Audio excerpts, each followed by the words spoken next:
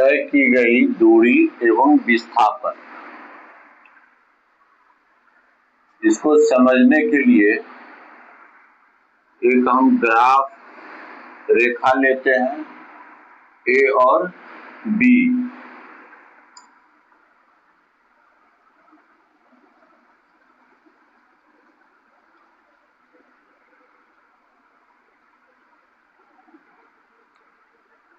ये हो गया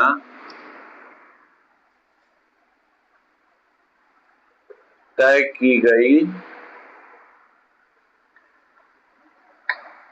दूरी और यह हो गया विस्थापन।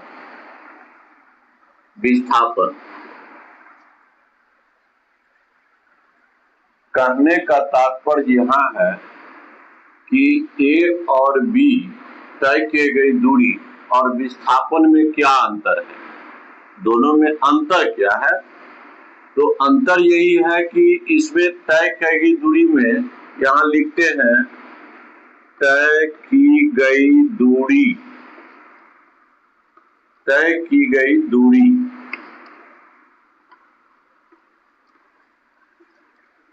में परिमाण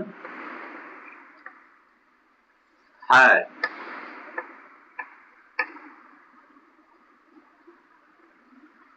दिशा का ज्ञान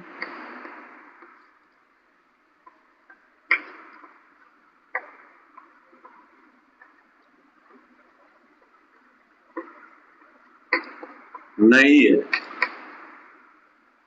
कैसे नहीं है दिशा का ज्ञान?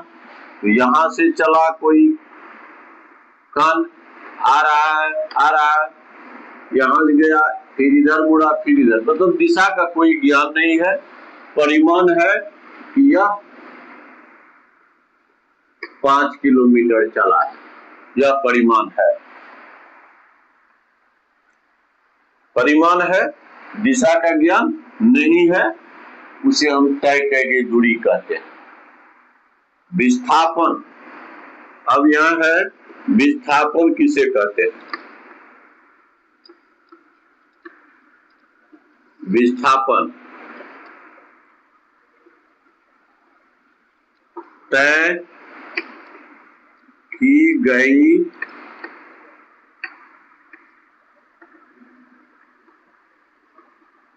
दूरी एवं दिशा का ज्ञान हो, उसे विस्थापन कहते हैं।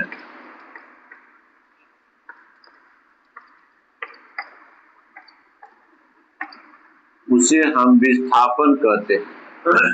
यहाँ यह है कि तय की गई दूरी एवं दिशा का ज्ञान हो, दिशा दोनों का ज्ञान हो, तो उसे हम विस्थापन कहते हैं। स्पष्ट है यह कि यह यहां से दूरी यहां तय किया। सपोज कीजिए कि इसका उदाहरण है कि 5 किलोमीटर और यह हो गया 3 किलोमीटर, और यहां दिशा ए और बी एकदम स्ट्रेट लाइन है, सीधी रेखा है कि यहाँ दिशा का ज्ञान है। तो जिसमें दिशा का ज्ञान और यह परिमाण हो गया, परिमाण कितना किलोमीटर दूरी तय किया है, तो 3 किलोमीटर। किस दिशा में किया है? तो पश्चिम की दिशा में। तो जिसमें दिशा का ज्ञान और परिमाण दोनों हो, उसे विस्थापन कहते हैं। जिसमें दिशा का ज्ञान नहीं हो, परिमाण हो, तो उसे हम तय की गई दूरी कहते हैं। आगे बढ़ते हैं हम लोग। तय की गई दूरी एवं दिशा का ज्ञान हो उसे विस्थापन कहते हैं। दूरी का भी यहाँ ज्ञान है और दिशा का भी ज्ञान है, इसे हम विस्थापन कहते हैं। इसमें दिशा का ज्ञान नहीं है लेकिन परिमाण है, इसीलिए इसको तय की गई दूरी कहते हैं।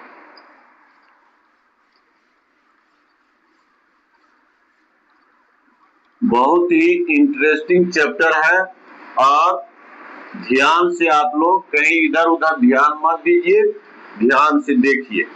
जहां नहीं समझ में आता है वहां कमेंट बॉक्स में लिख दीजिए, फिर उसको हम सोल्व करेंगे। कमेंट बॉक्स में अवश्य लिखिएगा।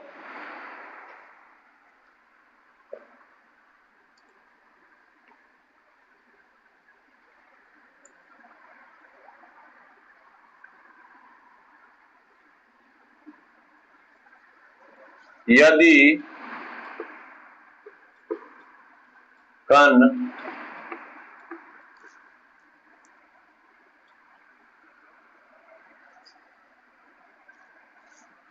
किसी सरल रेखा पर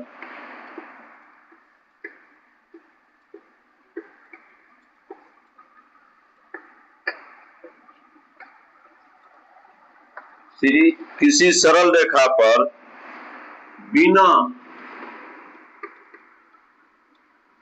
दिशा परिवर्तन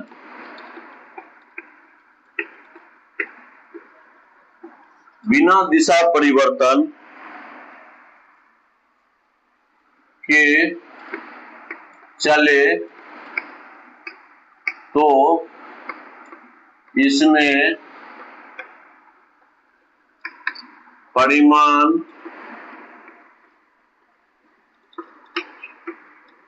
एवं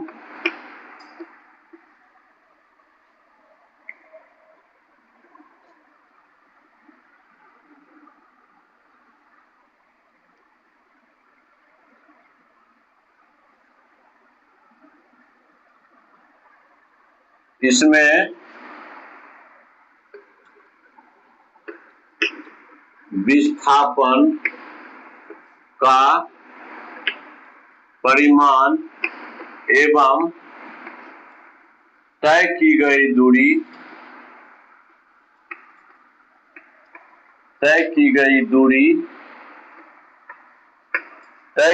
दूरी दोनों बराबर होगी।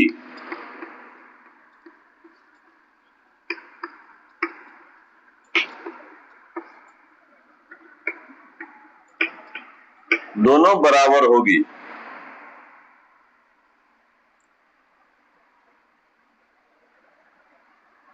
बहुत ही महत्वपूर्ण चीज है और ध्यान देने की योग है कि यदि कण किसी सरल रेखा पर बिना दिशा परिवर्तन के चले तो इसमें विस्थापन का परिमाण एवं तय की गई दूरी दोनों बराबर होगी। कहने का तात्पर्य इसको हम ऐसे समझ लेते हैं कि ए और बी यहां यह विस्थापित हुआ है, विस्थापन है, तो तय की गई दूरी विस्थापन का परिणाम एवं तय की गई दूरी तो 5 किलोमीटर है। यह हो गया विस्थापन की परिमाण, तो फिर तय की गई दूरी हो गया 5 किलोमीटर ही होगा। मतलब विस्थापन का परिमाण और तय की गई दूरी दोनों बराबर होगी। यहाँ स्पष्ट हो गया है। अब हम लोग आगे बढ़ते हैं। यदि कण किसी सरल रेखा पर बिना दिशा परिवर्तन चले तो इसमें विस्थापन का परिमाण एवं तय की गई दूरी दोनों बराबर होगी।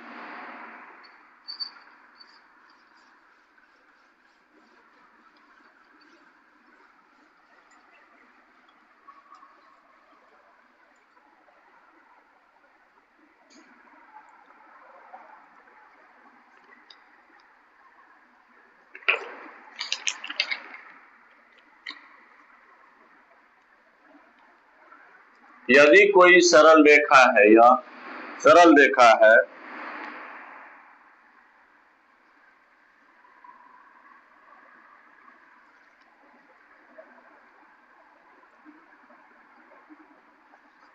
इस पर कोई कण गतिमान है, तो उसके विस्थापन, यह हो गया S, विस्थापन हो गया, विस्थापन S को उस कण की प्रारंभिक, यहां हो गया प्रारंभिक स्थिति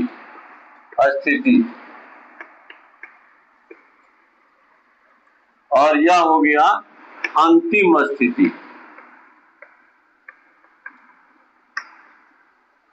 S विस्थापन हुआ, मान लेते हैं S विस्थापन हुआ।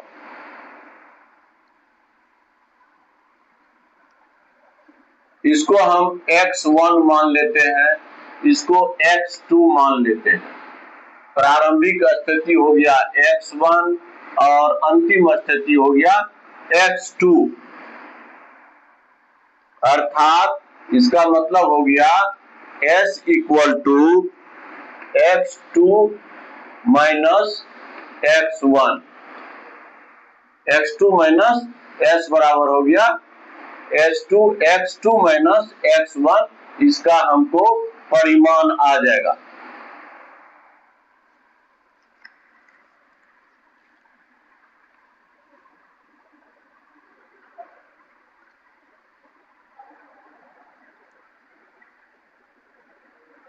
अब यहां हम लोग देखते हैं कि अदिश और सदिश राशि, यहां हम लोग अदिश और सदिश राशि,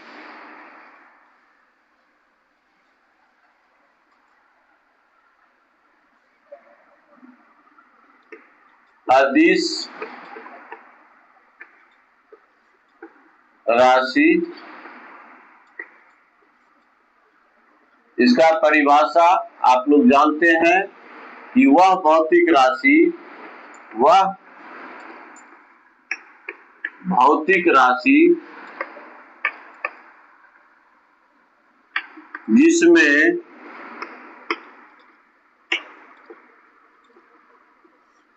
परिमाण हो लेकिन दिशा का ज्ञान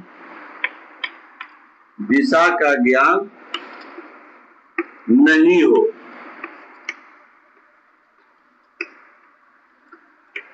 उसे अदिश राशि कहते हैं।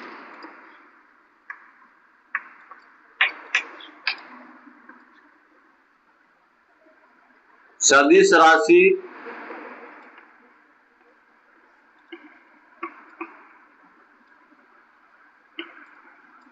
जिसमें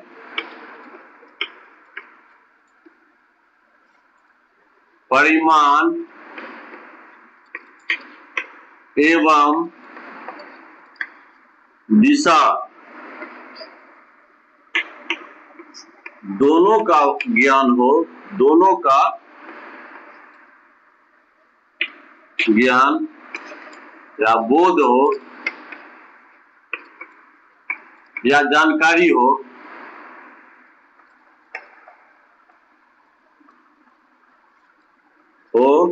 उसे सदिश राशि कहते हैं।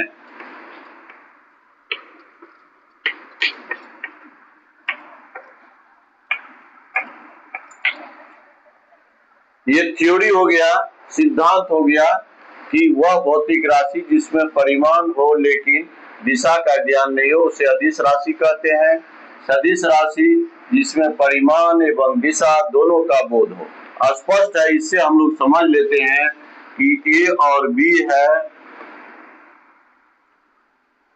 यहां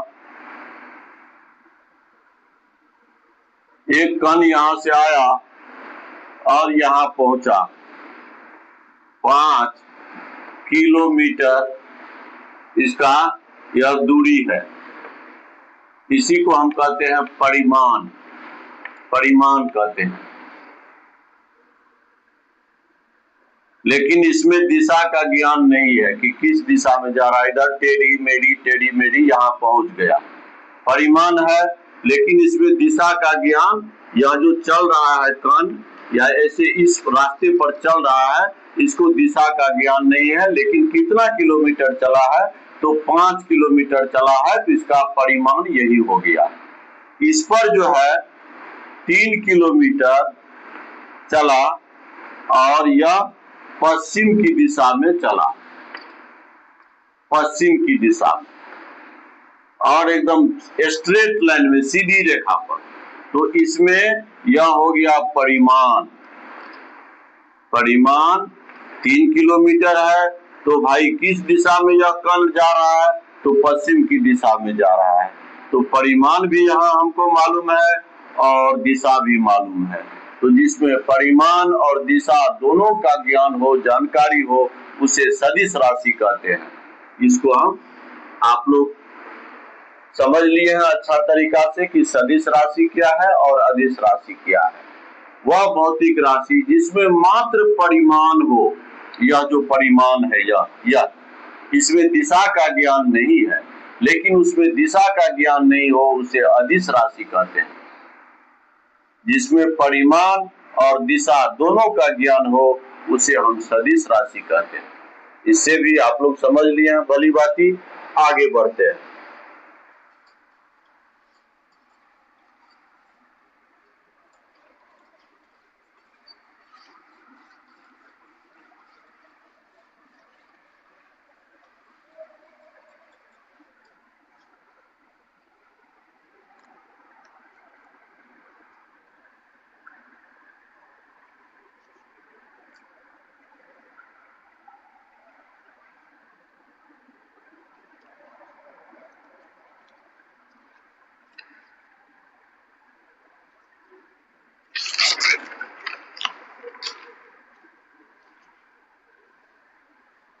अब आते हैं औसत चाल। औसत चाल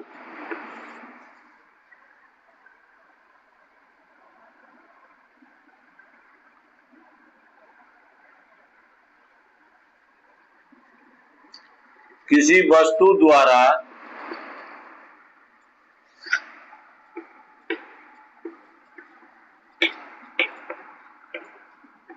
किसी वस्तु द्वारा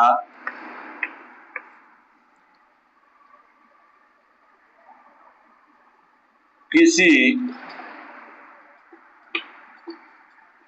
समय अंतराल में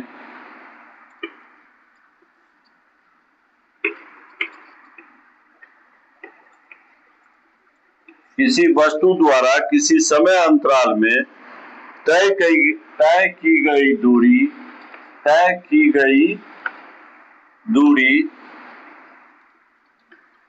गई दूरी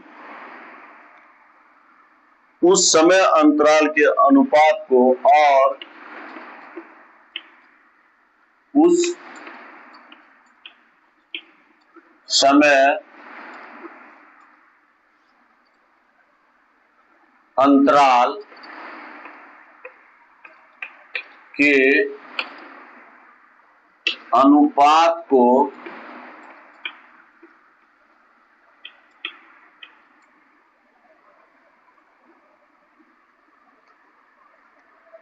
वस्तु की चाल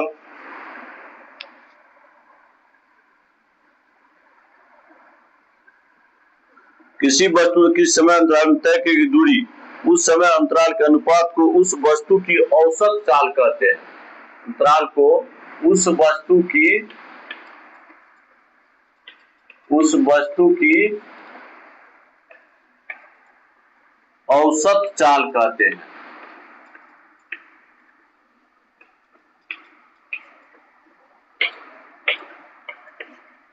स्पष्ट है कि किसी समय अंतराल में किसी वस्तु द्वारा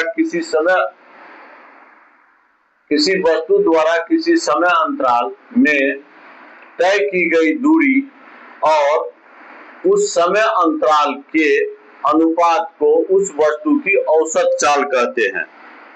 अर्थात औसत चाल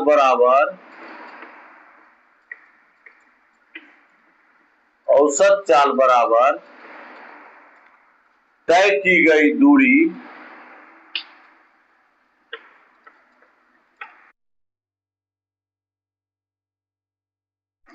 दूरी तय करने में लगा समय। दूरी तय करने में लगा समय। किसी वस्तु द्वारा किसी समय अंतराल में तय की गई दूरी और उस समय अंतराल के अनुपात को उस वस्तु की औसत चाल कहते हैं। इस फॉर्मूला से समझ लेंगे आप लोग कि औसत चाल बराबर तय की गई दूरी और दूरी तय करने में लगा समय। जैसे यहां हम ले लेते हैं कि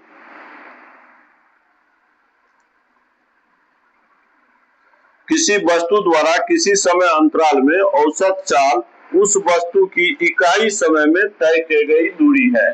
इसको दूसरे ढंग से भी हम लिख सकते हैं। अब इसको हम देखते हैं। मान लीजिए कि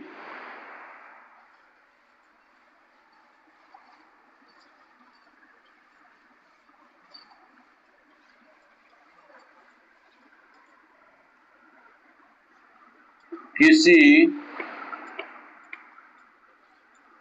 वस्तु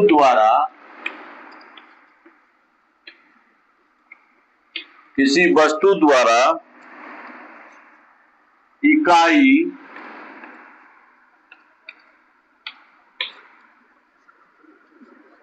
समय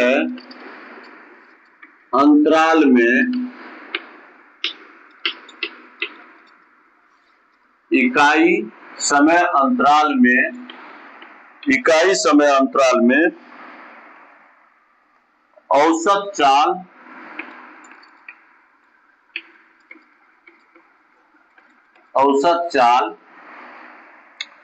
उस वस्तु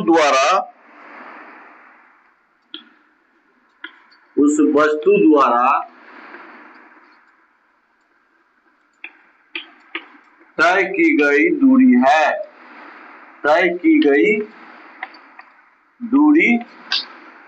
है। किसी वस्तु द्वारा इकाई समय अंतराल में औसत चाल उस वस्तु द्वारा तय की गई दूरी है। स्पष्ट है। अब हम लोग कर लेते हैं क्या कि मान लीजिए रांची से पटना के बीच की दूरी, मान लीजिए कि सुपौल से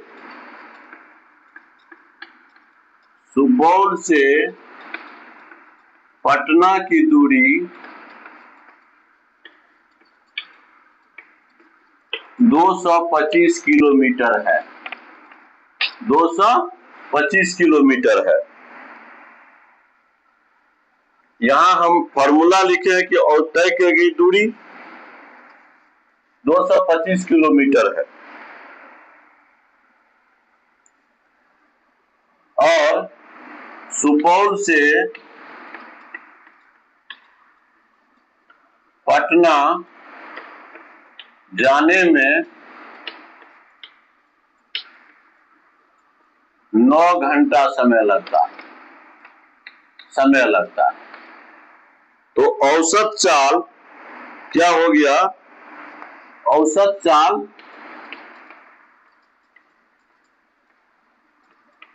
बराबर तय की गई दूरी तो द्वारा समय अंतराल में औसत चाल उस वस्तु द्वारा तय की गई दूरी। कितना दूरी तय हुआ इस वस्तु द्वारा? तो 225 किलोमीटर। समय कितना लगा? 9। अब इससे हम इसको औसत चाल निकालेंगे।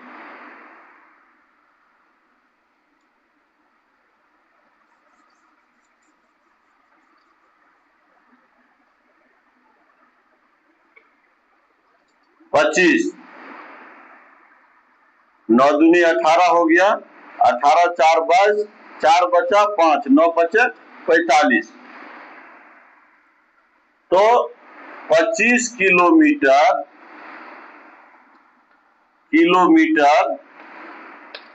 प्रति घंटा इसका औसत चाल हो गया। औसत चाल किसी वस्तु द्वारा इकाई समय में, समय अंतराल में औसत चाल, मतलब चाल जो है इसका एक्यूरेट औसत चल रहा है, एवरेज चल रहा है। निकालना है अगर एवरेज चाल को, तो हम लोग उस वस्तु द्वारा तय की गई दूरी को ऊपर ले लेंगे। 225 किलोमीटर दूरी तय किया है और दूरी तय करने में कितना समय लगा है, तो 9 घंटा लगा है। 9 में से हम इसको भागा दे दिए, डिवाइड कर दिए, तो 25 किलोमीटर प्रति घंटा उसका औसत चाल हो गया। पुनः एक बार देख लेते हैं। औसत चाल उस वस्तु द्वारा तय की गई दूरी है। अब सुपौल से पटना की दूरी मान लीजिए 225 किलोमीटर है और सुपौल से पटना जाने में 9 घंटा लगा ट्रेन को, 9 घंटा लगा ट्रेन को, तो इसका औसत चाल कितना हो गया, इसमें हम डिवाइड कर दिए और इतना किलोमीटर 25 किलोमीटर प्रति घंटा इसका औसत चाल हो गया।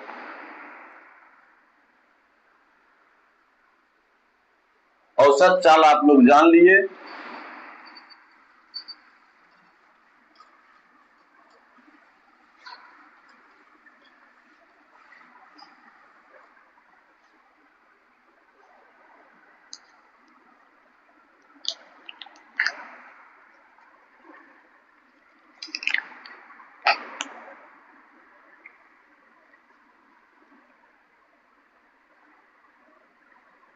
अब यहां है एक समान चाल, एक समान चाल,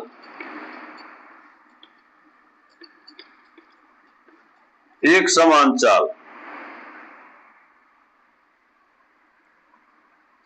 यदि कोई वस्तु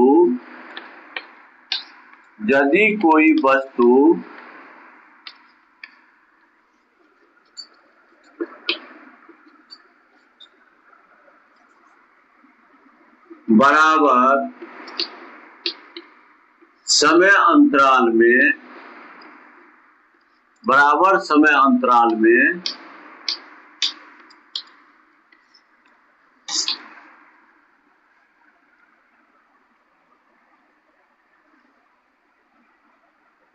बराबर दूरी तय करे, बराबर समय अंतराल में बराबर दूरी तय करे,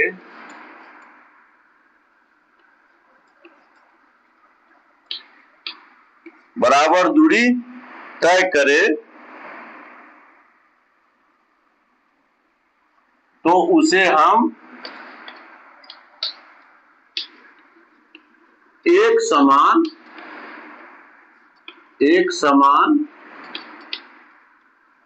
चाल कहते हैं।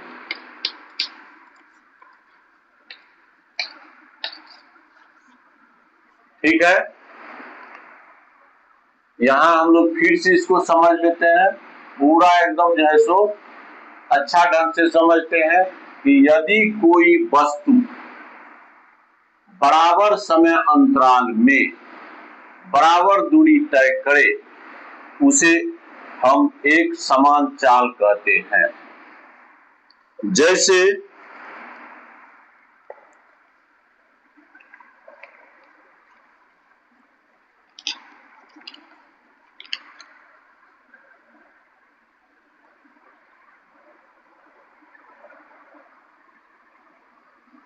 चाल का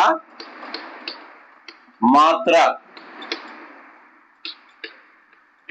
बराबर दूरी का मात्रक, चाल का मात्रक बराबर दूरी का मात्रक बट्टा समय का मात्रक।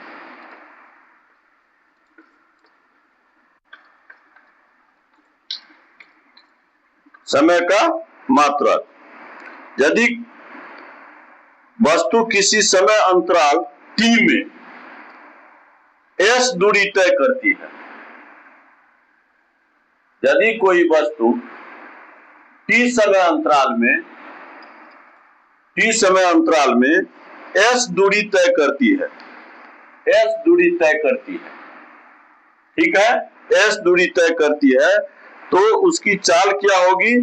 v इक्वल टू, यह हो गया औसत चाल s बटे t, v equal to s बटे t, मतलब दूरी का मात्रक s और समय का मात्रक t।